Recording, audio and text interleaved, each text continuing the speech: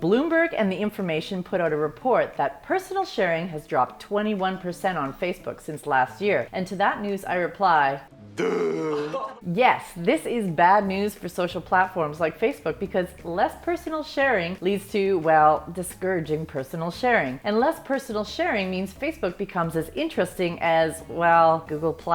Ouch! So why? Why are people sharing less? Are they burnt out from oversharing? Are they too busy? Are our lives just less interesting? I like dull work. This week, I explore this decline in personal sharing and here's a spoiler alert. Demonstrate that we didn't change, the context did. And that context discourages personal sharing. My name is Tara, and this is Truly Social.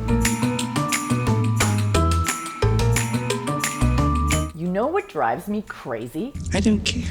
When people say things like, I don't want to know what you had for breakfast. You may be averse to my delicious brunch addiction, but there are just as many people who love it. And I want to know what you had for breakfast. I do. I also want to know how you're feeling. Do you have real feelings? What you think of the latest Netflix series. But I already did something today. How frustrated you are with your boss and how you can't stop playing that new album.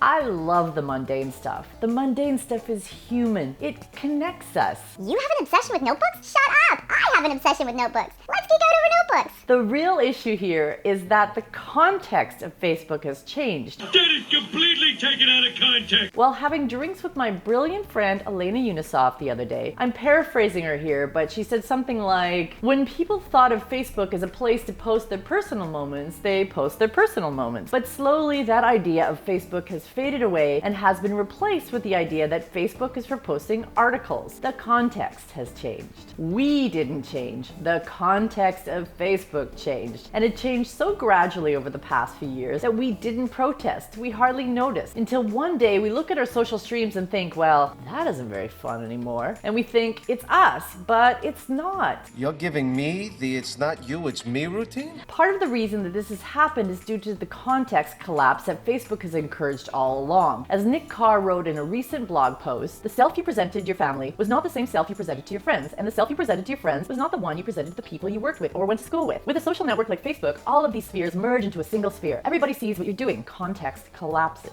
This is problematic because, well, we aren't one-dimensional. To go back to my earlier example, some people like pictures of your breakfast and some people don't. And that's why networks are filled with so much generic, bland content these days. We're trying to please everybody. I'm a people pleaser. The drive to satisfy context collapse, along with many design decisions by Facebook, have encouraged this muddling of context that is leading to the social malaise many are feeling today. It's so boring. Here's some evidence that the desire for personal sharing is as high as ever and that people will share within the right context. Say my name.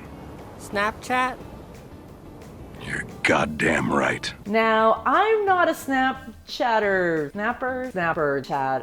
don't Snapchat very much, but I do watch other people's Snapchat. I do watch other people do it a lot, and it's awesome. Sure, there are a lot of posts playing with face filters, but the majority of it is personal sharing. Walking the dog, eating a delicious breakfast, day out on the town, sharing random thoughts. I love it. It's no wonder that the kids have fled the other networks for Snapchat. Snapchat? Also, I've noticed a growing number of the people my age are on there now too, aka the olds. It's amazing what a few old guys can do. There's no pressure to be perfect like on Instagram or produced like on YouTube or well-read like on Twitter. You are you, and if you say something dumb, it's gone in 24 hours and everyone forgets. Also important to note, there are no follower numbers publicly displayed on Snapchat, which means that there is no pressure to prove anything to anyone.